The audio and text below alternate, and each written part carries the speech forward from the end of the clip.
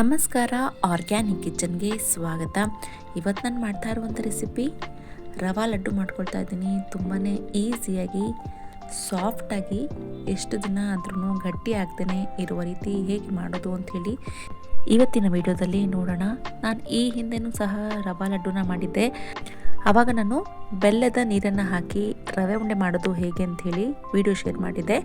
ಇವಾಗ ಡಿಫ್ರೆಂಟಾಗಿ ಬೇರೆ ರೀತಿಯಲ್ಲಿ ಮಾಡ್ತಾ ಇದ್ದೀನಿ. ಬನ್ನಿ ಹೇಗೆ ಮಾಡೋದು ಅಂಥೇಳಿ ನೋಡೋಣ. ಮೊದಲಿಗೆ ಒಂದು ಕಡಾಯಿಗೆ ಒಂದು 4-5 ಸ್ಪೂನ್ ಆಗುವಷ್ಟು ತುಪ್ಪ ಹಾಕ್ಕೊಳ್ತಾ ಇದ್ದೀನಿ. ಅದಕ್ಕೆ ನಮಗೆ ಇಷ್ಟವಾಗುವಂಥ ಎಲ್ಲ ಥರದ ಡ್ರೈ ಫ್ರೂಟ್ಸ್ನ ಹಾಕ್ಕೊಳ್ಬೋದು. ಇಲ್ಲಿ ದ್ರಾಕ್ಷಿ, ಗೋಡಂಬಿ ಹಾಗೆಯೇ ಬಾದಾಮಿನ ಸಣ್ಣ ಸಣ್ಣದಾಗಿ ಕಟ್ ಮಾಡಿ ಹಾಕ್ಕೊಳ್ತಾ ಇದ್ದೀನಿ. ಇದು ಚೆನ್ನಾಗಿ ಕಂದು ಬಣ್ಣ ಬರೋವರೆಗೂ ಫ್ರೈ ಮಾಡ್ಕೊಳ್ಬೇಕು.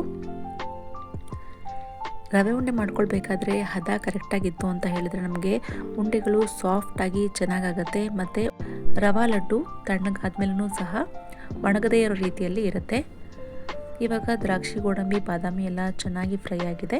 ಇವಾಗ ನಾನಿಲ್ಲಿ 1 ಕಪ್ ಆಗುವಷ್ಟು ಮೀಡಿಯಮ್ ರವೆನ ಅಂದರೆ ಬಾಂಬೆ ರವೆನ ತಗೊಳ್ತಾ ಇದ್ದೀನಿ. ಇದನ್ನು ಹಾಕ್ಕೊಂಡು ಇದ್ರ ಜೊತೆನೇ ಮೀಡಿಯಮ್ ಫ್ಲೇಮ್ನಲ್ಲಿ ಫ್ರೈ ಮಾಡ್ಕೊಳ್ಬೇಕು. ನಾನಿಲ್ಲಿ ಕರೆಕ್ಟ್ ಮೆಷರ್ಮೆಂಟ್ನ ಬಳಸ್ಕೊಳ್ತಾ ಇದ್ದೀನಿ. 1 ಕಪ್ ರವೆ ಹಾಕ್ಕೊಳ್ತಾ ಇದ್ದೀನಿ. 1 ಕಪ್ ಆಗುವಷ್ಟು ಹಸಿ ತೆಂಗಿನಕಾಯಿನ ಹಾಕ್ಕೊಳ್ತಾ ಇದ್ದೀನಿ. ಅದೇ 1 ಕಪ್ನಲ್ಲಿ ಸಕ್ಕರೆ ಹಾಕ್ಕೊಂಡು ಮಾಡ್ಕೊಳ್ತಾ ಇದ್ದೀನಿ. ಬೆಲ್ಲದಲ್ಲೂ ಮಾಡಬಹುದು, ಸಕ್ಕರೆನಲ್ಲೂ ಮಾಡಬಹುದು, ಅಥವಾ ಸಕ್ಕರೆನ ಮಿಕ್ಸಿನಲ್ಲಿ ಹಾಕಿ ನುಣ್ಣಗೆ ರುಬ್ಕೊಂಡು ಸಹ ಮಾಡಬಹುದು. ಇಲ್ಲಿ ನಾನು ಮಾಡ್ತಾ ಇರುವಂಥ ರೀತಿ ಬೇರೆ ಆಗಿದೆ. ಇದಾದ್ಮೇಲೆ ನಾನು ಕರೆಕ್ಟಾಗಿ 1 ಬೌಲ್ ಆಗುವಷ್ಟು ಹಸಿ ತೆಂಗಿನಕಾಯಿನ ಬಳಸ್ಕೊಂಡಿದ್ದೀನಿ. ಅದ್ರ ಜೊತೆಗೆ 4 ಏಲಕ್ಕಿನ ಹಾಕಿ ನುಣ್ಣಗೆ ರುಬ್ಕೊಂಡಿದ್ದೀನಿ. ಕರೆಕ್ಟಾದ ಮೆಷರ್ಮೆಂಟ್. ಮತ್ತು 1 ಬೌಲ್ ಆಗುವಷ್ಟು ಹಸಿ ತೆಂಗಿನಕಾಯಿನ ಹಾಕ್ಕೊಂಡು ಹುರ್ಕೊಳ್ತಿದ್ದೀನಿ. ನಾನಿಲ್ಲಿ ತುಂಬ ದಿನ ಇಟ್ಕೊಂಡು ಬಳಸ್ಕೊಳ್ತೀನಿ ರವೆ ಉಂಡೆನ ಅನ್ನೋರು ಒಣ ಕೊಬ್ಬರಿನೂ ಸಹ ಹಾಕ್ಕೊಂಡು ಮಾಡ್ಕೊಳ್ಬೋದು, ಏನೂ ತೊಂದರೆ ಇಲ್ಲ. ಚೆನ್ನಾಗಿ ಫ್ರೈ ಮಾಡ್ಕೊಳ್ಬೇಕು. ರವೆ ಅರ್ಧ ಭಾಗ ಬೆಂದಾಗಿದೆ ಅಂದಾದಮೇಲೆ ನಾವು ತೆಂಗಿನಕಾಯಿನ ಹಾಕ್ಕೊಂಡು ಹುರ್ಕೊಳ್ಬೇಕು. ಲೋ ಫ್ಲೇಮ್ನಲ್ಲಿ ಹುರ್ಕೊಳ್ತಾ ಇರೋದ್ರಿಂದ ನಮಗೆ ರವೆ ಸ್ವಲ್ಪ ಬಣ್ಣ ಬದಲಾಗುತ್ತೆ. ಆವಾಗ ಹಾಕ್ಕೊಂಡು ಕಾಯಿನ ಹುರ್ಕೊಳ್ಬೇಕು. ಇವಾಗ ಅದೆರಡು ಹುರಿತಾ ಇರೋ ಟೈಮ್ನಲ್ಲಿ ನಾನಿಲ್ಲಿ ಸಕ್ಕರೆನ ಕರಗಲಿಕ್ಕೆ ಇಟ್ಕೊಳ್ತಾ ಇದ್ದೀನಿ. 1 ಕಪ್ ಸಕ್ಕರೆ ಹಾಕ್ಕೊಳ್ತಾ ಇದ್ದೀನಿ. ಅದಕ್ಕೆ ಒಂದು 3/4 ಕಪ್ ಆಗುವಷ್ಟು ನೀರನ್ನು ಹಾಕ್ಕೊಂಡು ಸಕ್ಕರೆ ಪೂರ್ತಿಯಾಗಿ ಕರಗಿಸ್ಕೊಳ್ತೀನಿ. ಸ್ವಲ್ಪ ಅಂಟಿನ ರೀತಿ ಬರಬೇಕು. ಪಾಕ ಬರೋ ಅವಶ್ಯಕತೆ ಇಲ್ಲ. ಪಾಕ ಬಂದರೆ ಮತ್ತೆ ರವೆ ಲಡ್ಡು ತಣ್ಣಗಾದ್ಮೇಲೆ ಗಟ್ಟಿ ಆಗಿಬಿಡುತ್ತೆ. ಹಾಗಾಗಿ ಇದನ್ನು ಸ್ವಲ್ಪ ಅಂಟು ಬರ್ತಾ ಇದೆ ಅನ್ನೋ ಟೈಮ್ನಲ್ಲಿ ಫ್ಲೇಮ್ನ ಆಫ್ ಮಾಡ್ಕೊಳ್ಬೇಕು. ಹೀಗೆ ನಾವು ಕುದಿಸ್ಕೊಂಡು ಹಾಕ್ಕೊಳ್ಳೋದ್ರಿಂದ ಸಕ್ಕರೆನ ಶೋಧಿಸ್ಕೊಳ್ಬಹುದು ಸಹ. ಹಾಗೆಯೇ ನಮಗೆ ಉಂಡೆ ಕಟ್ಟಲಿಕ್ಕೂ ಸಹ ಈಸಿ ಆಗುತ್ತೆ. ಹಾಗಾಗಿ ನಾನು ಈ ರೀತಿ ನೀರಿನಲ್ಲಿ ಕರಗಿಸ್ಕೊಂಡು ಆಮೇಲಿಂದ ಇಲ್ಲಿ ರವೆನಲ್ಲಿ ಹಾಕ್ಕೊಳ್ತೀನಿ. ಇವಾಗ ರವೆ ಹಾಕಿನೇ ಕಾಯಿಯನ್ನು ಸಹ ಚೆನ್ನಾಗಿ ಹುರಿದಿದ್ದಾಗಿದೆ. ಈ ಟೈಮ್ನಲ್ಲಿ ನಾನು ಕರಗಿಸ್ಕೊಂಡಿರುವ ಸಕ್ಕರೆಯ ನೀರನ್ನು ಹಾಕ್ಕೊಳ್ತಾ ಇದ್ದೀನಿ. ಇಲ್ಲಿ ಹಾಕಿ ನೀಟಾಗಿ 1-2-3 ನಿಮಿಷ ಮಿಕ್ಸ್ ಮಾಡ್ಕೊಳ್ಬೇಕು. ಇಷ್ಟೇ, ಬೇರೆ ಏನೂ ಕೆಲಸ ಇಲ್ಲ. ಇವಾಗ ನಮಗೆ ರವೆ ಉಂಡೆ ಕಟ್ಟಲಿಕ್ಕೂ ಸಹ ತುಂಬಾ ಈಸಿ ಆಗುತ್ತೆ. ನಾವಿಲ್ಲಿ ಸಕ್ಕರೆ ಹಾಕ್ಕೊಳ್ಳೋದು ಅಥವಾ ಸಕ್ಕರೆ ಪೌಡರ್ನ ಹಾಕ್ಕೊಳ್ಳೋದ್ರಿಂದ ನಾವು ಮತ್ತೆ ತುಪ್ಪ ಹಾಕಬೇಕಾಗತ್ತೆ ಅಥವಾ ಹಾಲನ್ನು ಹಾಕಿ ಉಂಡೆನ ಕಟ್ಟಬೇಕಾಗತ್ತೆ. ಹಾಲನ್ನು ಹಾಕ್ಕೊಳ್ಳೋದ್ರಿಂದ ನಮಗೆ ಜಾಸ್ತಿ ದಿನ ಇಡ್ಲಿಕ್ಕಾಗೋದಿಲ್ಲ, ಹಾಲಿನ ಸ್ಮೆಲ್ ಬರುತ್ತೆ. ತುಪ್ಪನೂ ಸಹ ಒಬ್ಬೊಬ್ರಿಗೆ ಇಷ್ಟ ಆಗೋದಿಲ್ಲ. ಅಂಥವರು ಈ ರೀತಿ ಮಾಡ್ಕೊಳ್ಳೋದ್ರಿಂದ ತುಪ್ಪನೂ ಜಾಸ್ತಿ ಹಾಕ್ಕೊಳ್ಳೋ ಅವಶ್ಯಕತೆ ಬರೋದಿಲ್ಲ.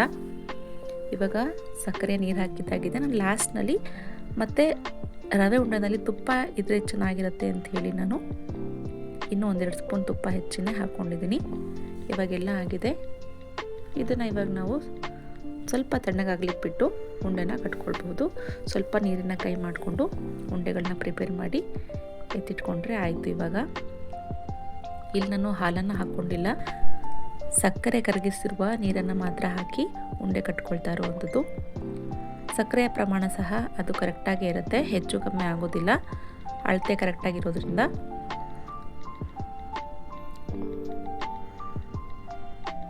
ಸ್ವಲ್ಪನೂ ಉಂಡೆ ಹೊಡೆಯೋದಿಲ್ಲ. ನಮಗೆ ಕಟ್ಟಲಿಕ್ಕೂ ಸಹ ಕಷ್ಟ ಅನಿಸೋದಿಲ್ಲ. ನಾವು ಪೌಡರ್ ಹಾಕ್ಕೊಳ್ಳೋದ್ರಿಂದ ಸ್ವಲ್ಪ ನಮಗೆ ಪುಡಿ ಪುಡಿ ಆಗ್ತಾ ಇರುತ್ತೆ. ಮತ್ತು ನಾವು ಉಂಡೆನ ತುಂಬಾ ಪ್ರೆಸ್ ಮಾಡಿನೂ ಸಹ ಕಟ್ಟಬೇಕು, ಹೊಡಿಬಾರ್ದು ಅನ್ನೋ ಕಾರಣಕ್ಕೆ. ನಾವು ಈ ರೀತಿ ಮಾಡ್ಕೊಳ್ಳೋದ್ರಿಂದ ತುಂಬ ಪ್ರೆಸ್ ಮಾಡಿ ಉಂಡೆ ಕಟ್ಟೋ ಅವಶ್ಯಕತೆ ಇಲ್ಲ. ಆರಾಮಾಗಿ ಸ್ಮೂತಾಗೇ ಉಂಡೆ ಕಟ್ಕೊಳ್ಬೋದು, ಮತ್ತೇನೂ ಸಹ ಹೊಡೆಯೋದಿಲ್ಲ. ಆರಾಮಾಗಿ ಇದು ಒಂದು 20-25 ಲಡ್ಡುಗಳು ರೆಡಿಯಾಗಿತ್ತು.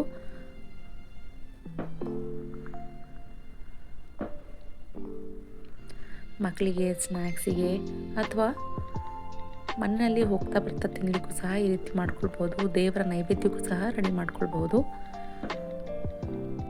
ಇವಾಗ ಎಲ್ಲ ರವೆ ಉಂಡೆನೂ ಸಹ ಮಾಡಿದ್ದಾಗಿದೆ.